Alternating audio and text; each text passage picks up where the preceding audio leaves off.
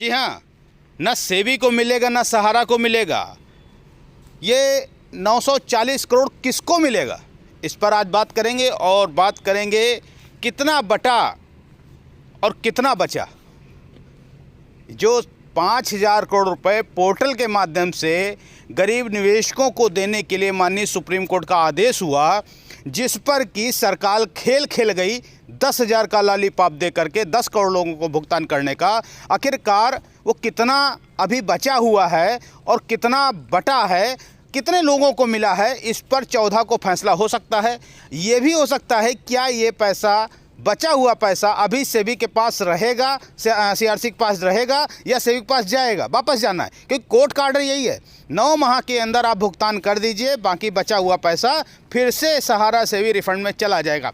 अब ये सहारा सेबी रिफंड का लफड़ा जो है ये बड़ा घातक है और आज तक पिछले 12 वर्षों में सहारा इसको निपटा नहीं पाई और सरकार इस पर संज्ञान लेना नहीं चाहती, क्योंकि सरकार इसको निपटाना नहीं चाहती, सेबी इसको निपटाना नहीं चाहती। सहारा भी अपनी पेरोल के लिए तो 1 घंटे में पेरोल बढ़ जाती है या अरेस्ट वारंट होता है कोर्ट का, तो 1 घंटे के अंदर माननीय सुप्रीम कोर्ट उनका अरेस्ट वारंट भी कैंसिल कर देता है।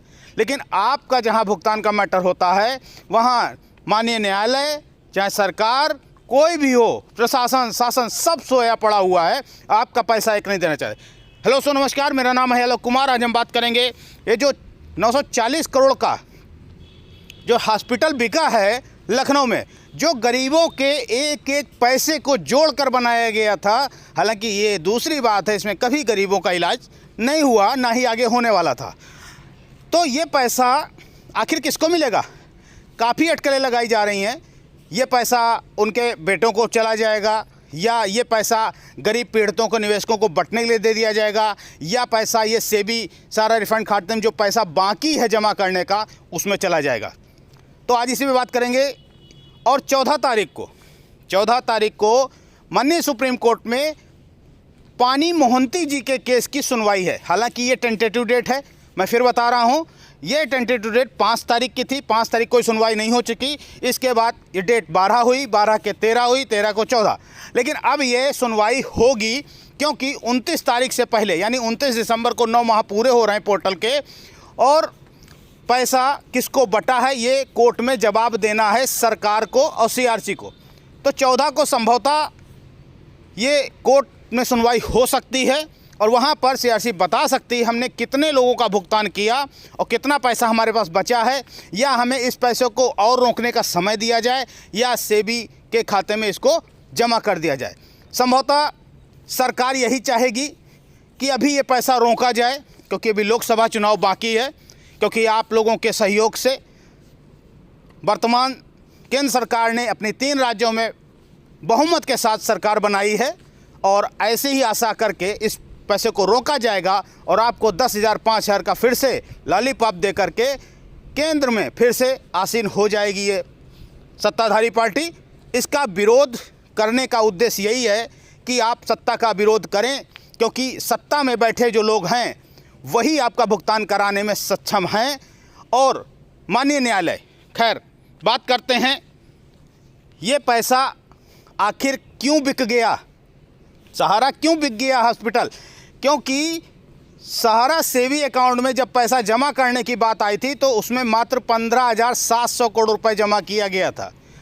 अब लोगों का ये मानना है ये पैसा मेरा जमा किया गया था, लेकिन आप यहाँ पर देखेंगे जो सहारा हॉस्पिटल बिका है इस पे लोन था। मैंने पहले भी आपको बताया है, इनकी ज़्यादा से ज़्यादा संपत्तियों पर लोन है या ये बिक चुकी हैं। ये यहाँ पर केवल रेंट के रूप में रह रहे हैं, रेंट पर, क्योंकि इनके सारे ऑफिस लगभग रेंट पे ही हैं।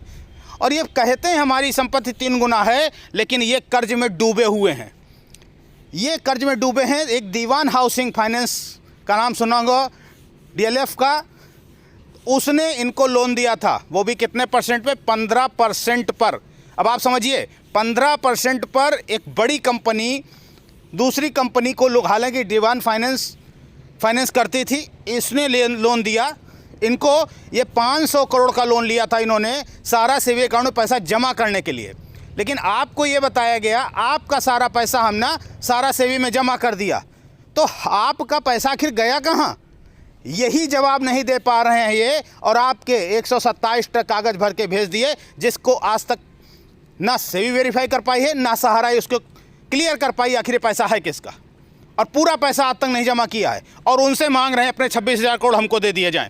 तो यहाँ पर यही सामने आ रहा है कि अब आपको थोड़ा सा इंतज़ार और करना होगा, और ये पैसा किसी को नहीं जाने वाला है। दीवान हाउसिंग फाइनेंस का ये पैसा है जो कर्ज के रूप में लिया गया था, 7 साल का टाइमिंग था, और इसके बाद अब ये पैसा वसूला गया है। वसूलने में इसको नीलाम करके इसको बेचा गया है, जिसको आप देख रहे हैं मैक्स हेल्थ केयर ने ख़रीदा है।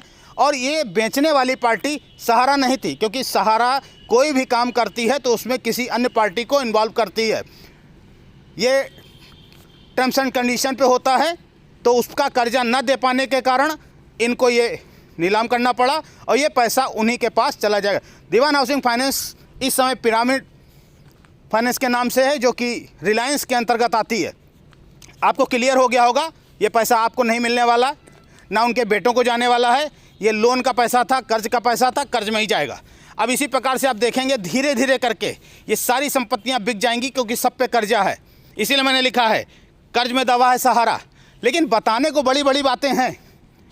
वो आपको जो पैसा मिलता है, जो लोग कह रहे हैं 17 तक पैसा मिला, 18 तक पैसा मिला, 16 तक पैसा मिला, उनको वो पैसा मिला जो मार्केट से नया पैसा आया।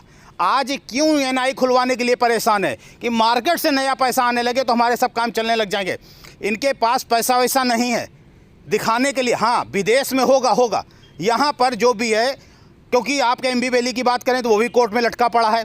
उसको नीलाम करने के लिए जब बात आई थी तो वहाँ भी इन्होंने यही आज लगाया था कि इसमें 70 लोगों के जो है बच्चे पढ़ रहे हैं, उनके भविष्य को हवाला देकर के इन्होंने रोक लगवाई थी।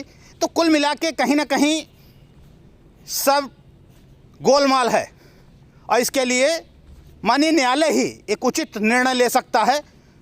और चाहे इनकी संपत्ति कहीं भी हो उसको अटैच करके लोगों का भुगतान किया जाए, यह माननीय कोर्ट का आदेश होना चाहिए, और सरकार इस पर सजग हो। आपकी क्या राय है? मेरे द्वारा बताई गई बातें, अगर ये सारी बातें मैंने तथ्यों के आधार पर कही हैं, मेरा व्यक्तिगत किसी कंपनी से कोई लेना देना नहीं है। जय हिंद, जय भारत।